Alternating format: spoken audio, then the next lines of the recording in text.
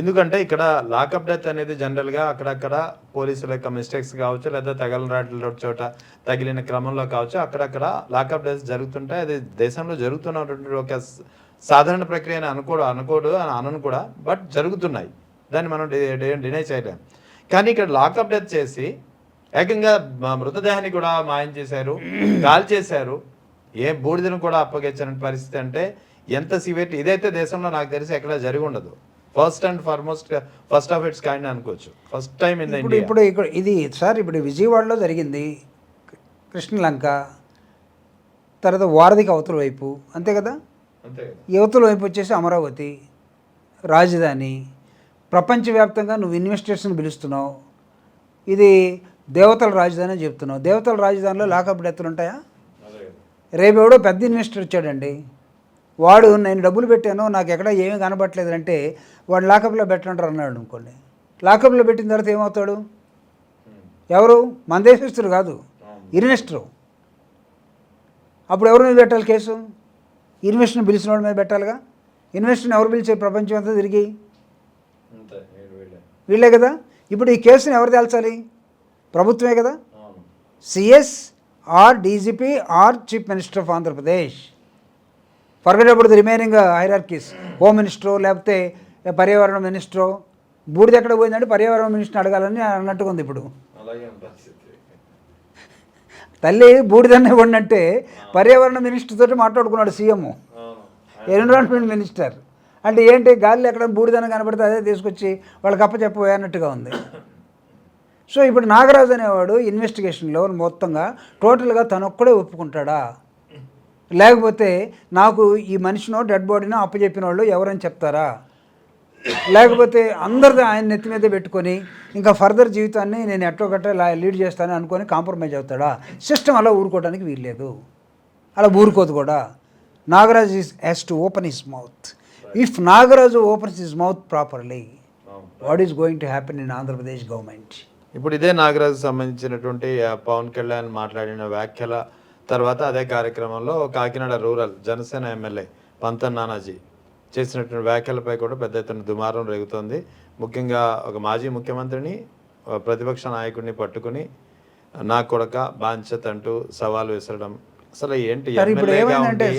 అధికార party MLA అయి ఉండి ఇలాంటి భాష మాట్లాడడం ఎంతవరకు సమయం? ఇప్పుడు ఏమైందంటే పాపం జగనన్న ఎలా తయారయ్యాడంటే, వాళ్ళు ఎవరు ఎన్నన్నా పోనీలే దేవుడే చూసుకుంటాడు, వాళ్ళని ఏమనొద్దు అని ఆయన చెప్తున్నాడు. కానీ వాళ్ళు ఏం చేస్తున్నారంటే బండ బూతులండి, challenges. In what way that నా పంతం Nanaji press meet is connected to this meeting అండి. అంటే పవన్ కళ్యాణ్ మొన్న రాజమండ్రిలో లేకపోతే కాకినాడలో ఒక మీటింగ్ పెట్టుకొని ఏమడిగాడంటే, నేను ఒక్కడనే సమాధానం చెప్పాలన్నా, మీరందరూ ఏం గాడిదలు కాస్తున్నారు, మీరు మాట్లాడరా అంటే ఒక్కొక్కడు స్టార్ట్ అయ్యి జగన్మోహన్ రెడ్డి గారి దగ్గర ఛాలెంజ్ చేసి, అవసరం నువ్వైతే మొగోడు అయితే ఇక్కడికి రా, ఏడు నిలబడు, లేకపోతే ఇంకా బూతులు. మాకు రావండి బూతులు, వైఎస్ఆర్ కాంగ్రెస్ పార్టీలో బూతులు. మేము దళితులం అండి, మేము బూతులతోనే పుట్టి పెరిగాం. మేము మాట్లాడడం కానీ ప్రెస్ మీలాంటి వాడు ముందుకు వచ్చినప్పుడు చాలా డిగ్నిఫైడ్గా కనపడతాం, కానీ బూతుల్లో మాకు పిహెచ్డీ ఉంటుంది. డోంట్ అండర్ ఎస్టిమేట్ అస్.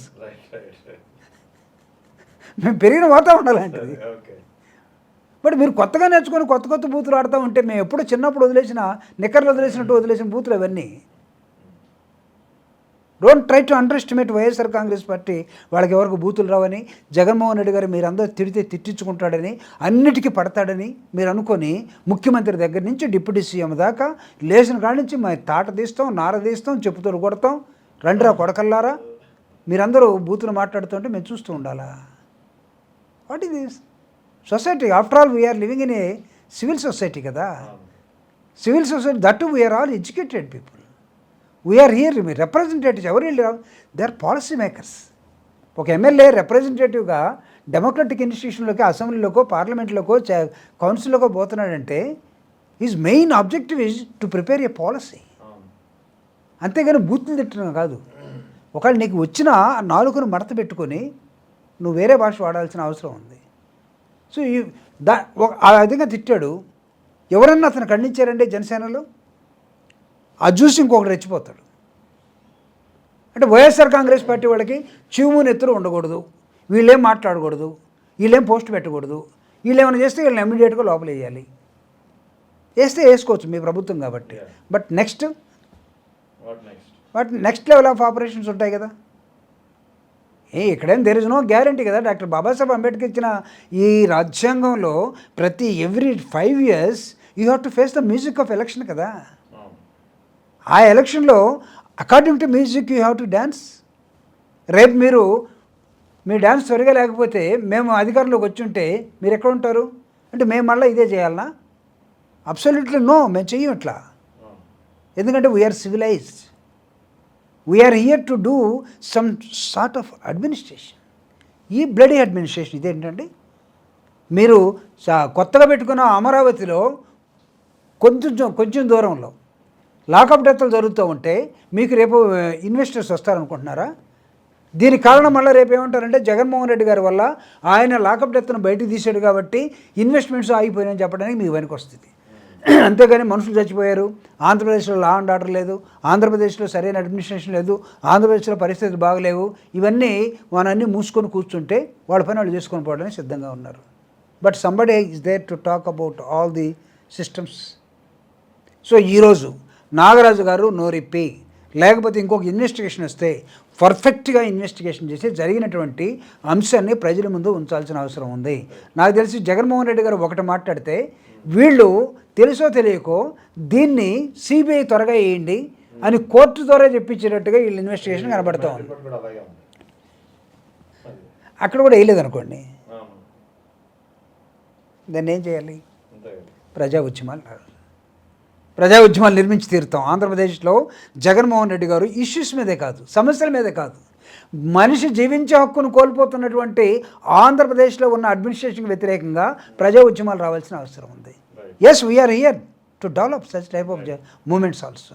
కాబట్టి ఈ రిపోర్ట్ చూసినప్పుడు ఏదో వన్ అండ్ హాఫ్ డేలో ఒక 6 గంటలు 7 గంటల ఇన్వెస్టిగేషన్ తోటి ముందే ఒప్పుకున్నటువంటి ఒక అంశాన్ని ఈ రిపోర్ట్లో 16 పేజీల రిపోర్ట్లో పెట్టి కోర్టుకు అప్పచెప్తున్నాం అనేటట్టుగా ఉంది తప్పితే దీనిలో ఫ్యాక్ట్స్ అయితే కనపట్టలేదు.